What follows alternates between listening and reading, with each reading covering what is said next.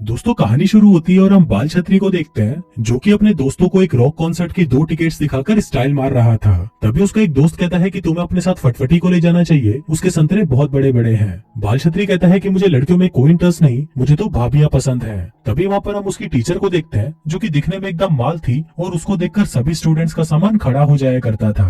बाल छतरी अपने टीचर से पूछता है कि क्या तुम मेरे साथ रॉक कॉन्सर्ट देखने चलोगी, जिस पर टीचर उसे कहती है कि तुम्हारा ऑफर तो बहुत अच्छा है लेकिन मैं तुम्हारी गर्लफ्रेंड नहीं हूँ। बाल छतरी कहता है कि कोई बात नहीं, हम दोनों किसी सुनसान जगह पर चलते हैं, वहाँ पर मैं तुम्हारी अंधेरी गुफा को रोशन कर दूंगा। अब ये सुनकर टीचर को गुस्सा आ जाता है और वो उसे 1 महीने की डिटेंशन दे देती है। इसके बाद हम बाल छतरी को डिटेंशन रूम में देखते हैं जहाँ पर वो अपने बर्ताव के लिए टीचर से माफी मांगता है, जिस पर टीचर उसे कहती है कि क्यों अब तुम्हें मेरी गुफा को रोशन नहीं करना।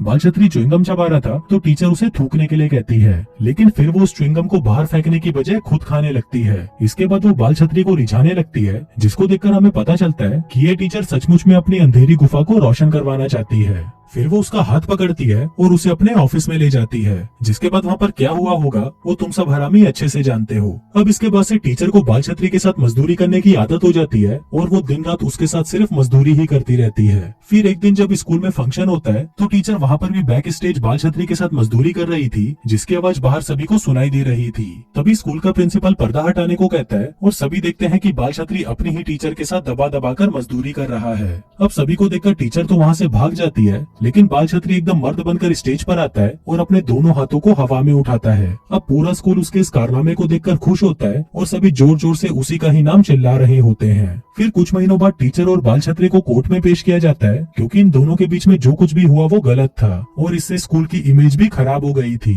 फिर जज सजा सुनाने के लिए टीचर को खड़ा होने को कहती है, लेकिन हम देखते हैं कि टीचर सही से खड़ी नहीं हो पा रही, क्योंकि वो अब प्रेग्नेंट हो चुकी थी। अभी देखकर हम समझ जाते हैं कि बाल छतरी ने अपना सफेद पानी उस टीचर के अंदर ही डाल दिया था। जज टीचर से कहती है कि तुमने जो भी किया उसका तुम्हें कोई पछतावा नहीं, और तुमने तो ये भी कहा है कि मैं बाल छतरी से ही अपनी बार बार पिटवाना चाहती हूँ, क्योंकि वो ही सिर्फ अकेला मर्द है जो मुझे चरम सुख की प्राप्ति दे पाता है। अब जज टीचर को 30 साल की सजा सुनाती है और कहती है कि जब इनका बच्चा होगा तो उसकी कस्टडी बाल छतरी को दे दी जाएगी। इसके बाद से ये खबर पूरे शहर में फैल जाती है और देखते ही देखते बाल छतरी बहुत ज्यादा फेमस हो जाता है। एक ऐसा बच्चा जिसने अपनी टीचर को तो पहले दबाकर रगड़ा और फिर उसका पाँव भारी कर दिया।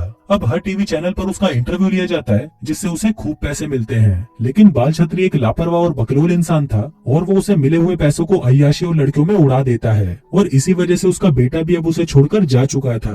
फिर कुछ सालों बाद हम बाल छतरी को देखते हैं जो कि अपने एक वकील दोस्त के पास जाता है, जहाँ पर वो उसे बताता है कि तुमने सन 1994 के बाद अभी तक अपना टैक्स नहीं भरा, तुम्हें $43,000 का टैक्स भरना है, वो भी 1 हफ्ते में, नहीं तो तुम्हें 3 साल की जेल भी हो सकती है। अब ये सुनते ही बाल छतरी का दिमाग खराब हो जाता है और वो अपने दोस्त से कहता है कि मेरे पास तो सिर्फ $20 हैं। इस पर वकील कहता है कि फिर तो तुम्हारे पास सिर्फ एक ही रास्ता है। जिसके बाद वो उसे एक मोटे इंसान की फोटो दिखाता है और कहता है कि ये मैराथन दौड़ने वाला है और अगर ये जीत गया तो तुम्हें $1 के बदले $8,000 मिलेंगे। वो कहता है कि मुझे लगता है कि ये आदमी जीत सकता है। इस पर बाल छतरी उस पर $20 लगा देता है, लेकिन वो सिर्फ उसके भरोसे नहीं बैठ सकता था।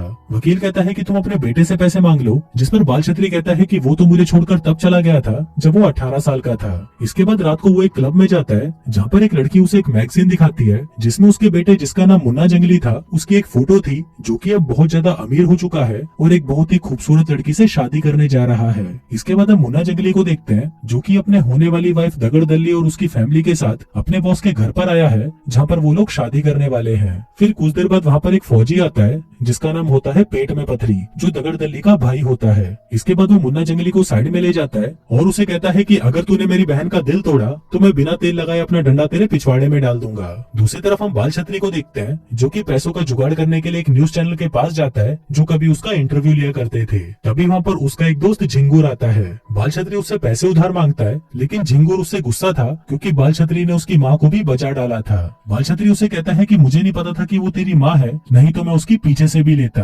अब इस बात से झिंगुर को गुस्सा आ जाता है और वो दोनों आपस में झगड़ने लगते हैं। तभी वहाँ पर उस चैनल का बॉस आता है और वो बाल छतरी को अपने रूम में ले जाता है। वो उसे कहता है कि अब तुम्हारी कहानी में लोगों को कोई इंटरेस्ट नहीं है और अगर तुम्हें पैसे चाहिए तो तुम्हें अपने बेटे को उसकी माँ से मिलवाने के लिए जेल में ले जाना होगा, वो भी हम लोगों के कैमरे के सामने, जिसके बदले में मैं तुम्हें $50,000 दूंगा। अभी सुनकर वो बेटे का पता निकालकर सीधा उसके बॉस के घर पहुंच जाता है, जिसको देखते ही उसके बेटे की फट जाती है। फिर वो सभी से कहता है कि ये मेरा दोस्त है। दरअसल मुन्ना जंगली ने सभी को बता रखा था कि उसके डैड मर चुके हैं, ताकि किसी को भी ये पता न चले कि वो एक हफ्सी टीचर की नाजायज औलाद है। अब सभी लोगों को बाल छतरी इतना पसंद आता है कि वो उसे शादी तक वहीं रुकने को कहते हैं। इसके बाद मुन्ना जंगली बाल छतरी को उसका रूम दिखाता है और कहता है कि तुम्हें पता चल गया कि मेरे पास पैसे हैं, तो तुम अपना मुंह उठाकर यहाँ पर पैसे मांगने आ गए। जिस पर बाल छतरी उसे कहता है कि चुप कर जा, अगर उस दिन मैंने किंगडम पहन लिया होता तो आज तू यहाँ पर खड़ा भी नहीं होता। इसके बाद वो अपने बेटे से कहता है कि तुम जेल जाकर अपनी माँ से मिलाओ, वो तुम्हें बहुत याद कर रही है। लेकिन मुन्ना जंगली उसे मना कर देता है और कहता है कि मैं अपनी शादी छोड़कर कहीं नहीं जाने वाला।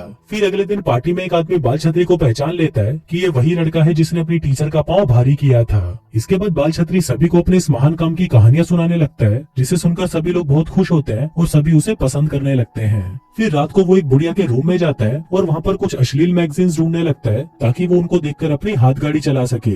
लेकिन वहाँ पर उसे कुछ नहीं मिलता, तो वो बुढ़िया की एक फोटो उठाता है और उसे ही अपने साथ इमेजिन करके अपनी हाथ गाड़ी चलाने लगता है। फिर अगली सुबह जब बुढ़िया आती है तो वहाँ पर पड़े हुए टिश्यू पेपर्स को देखकर समझ जाती है कि ये साला कल रात उसे याद करके कई बार अपना पानी निकाल चुका है। फिर रात को वो सभी मुन्ना जंगली की बैचलर पार्टी सेलिब्रेट करने के लिए स्पा में जाते हैं। वहाँ पर उन्हें ड्रिंक्स दी जाती है, जिसे बाल छतरी थूक देता है और कहता है कि ये क्या है, अपना मुंह डालकर दे दिया तुमने। स्पा वाली कहती है सर ये गुलाब और चंदन का पानी है। बाल छतरी कहता है कि इससे अच्छा पानी तो मैं कल रात को निकाल चुका हूँ। इसके बाद वो सभी लोग मसाज कराने लगते हैं, लेकिन तभी बाल छतरी वहाँ पर खड़ी एक एम्प्लॉय से कहता है कि तुम्हें आज तो मुझे अपने बब्बे दिखाने ही पड़ेंगे। इसके बाद उनको सुंदर बनाने के लिए उनके मुंह पर गधे का गोबर लगाया जाता है, जिसको सभी बहुत एंजॉय कर रहे थे। लेकिन बाल छतरी इससे बहुत ज्यादा चिढ़ा हुआ था और वो कहता है कि अगर अभी के अभी मुझे किसी ने अपने बब्बे नहीं दिखाए तो मैं इस गधे को मार डालूंगा।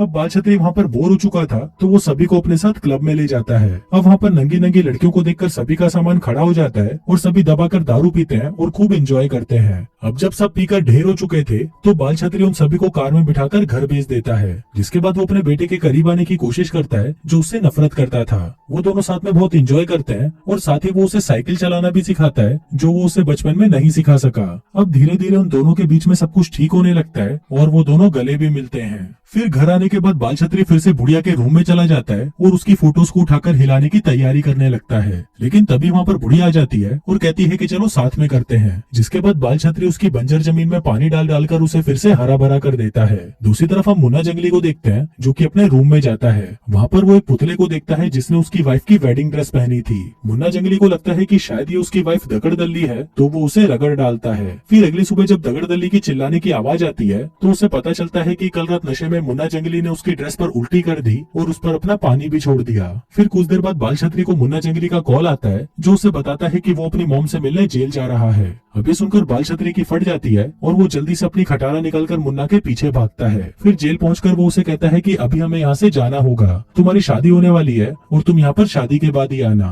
लेकिन तभी वहाँ पर उसकी हफ्सी माँ आ जाती है, जो कि बूढ़ी हो चुकी थी, लेकिन लोगों का पानी निकालने में वो अभी भी एक्सपर्ट थी। फिर वो दोनों आपस में बातें करने लगते हैं, लेकिन तभी वहाँ पर वो न्यूज रिपोर्टर वाले भी पहुंच जाते हैं। अभी देखकर मुन्ना जंगली गुस्सा हो जाता है और वो समझ जाता है कि इन सबको उसके बाप ने ही यहाँ पर बुलाया है। अब वो गुस्सा होकर वहाँ से जाने लगता है और यहीं से इन दोनों का रिश्ता वापस खराब हो जाता है। फिर घर आकर बाल छतरी अपना सामान पैक करके वहाँ से जाने लगता है, लेकिन तभी उसे नीचे से किसी की बातें करने की आवाज आती है। वो नीचे झांक कर देखता है तो उसे पता चलता है कि ये तो दगड़ दल्ली है, जिसका अफेयर उसके बॉस के साथ चल रहा है। अभी जानकर वो मुन्ना जंगली के पास जाता है और उसे कहता है कि तुम्हारी वाइफ तुम्हें धोखा दे रही है और उसका अफेयर तुम्हारे बॉस के साथ चल रहा है। लेकिन तभी वहाँ पर दगड़ दल्ली आती है और कहती है कि मेरा किसी के साथ भी अफेयर नहीं चल रहा, बल्कि मैं तो एक राइटर से बात कर रही थी हमारी शादी के बारे में आर्टिकल लिखने के लिए। अब यहाँ पर बाल छतरी गलत साबित हो जाता है और वहाँ से चला जाता है। लेकिन तभी वो वहाँ से जाने से पहले दगड़ दल्ली का दिल दुखाने के लिए उसे माफी मांगने आइसक्रीम लेकर उसके रूम में जाता है। लेकिन जब वो उसके रूम के बाहर पहुँचता है तो उसे अंदर से दगड़ दल्ली के चिल्लाने की आवाज सुनाई देती है। अब दगड़ दल्ली को कौन बजा रहा था ये जानने के लिए वो खिड़की से अंदर घुसता है, लेकिन जब वो उस आदमी को देखता है तो वो शॉक्ड हो जाता है, क्योंकि उसे बजाने वाला और कोई नहीं बल्कि उसका भाई पेट में पथरी था।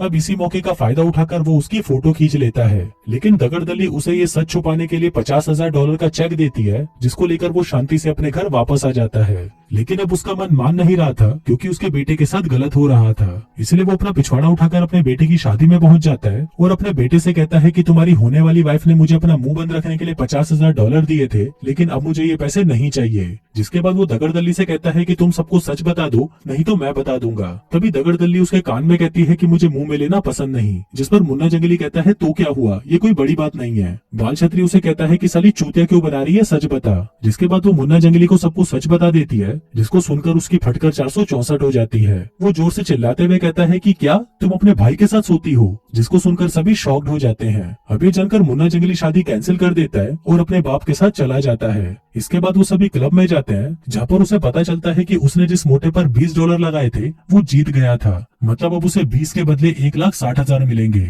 अभी जानकर सभी खुश होते हैं और दोस्तों इसी के साथ ही ये कहानी यहीं खत्म हो जाती है।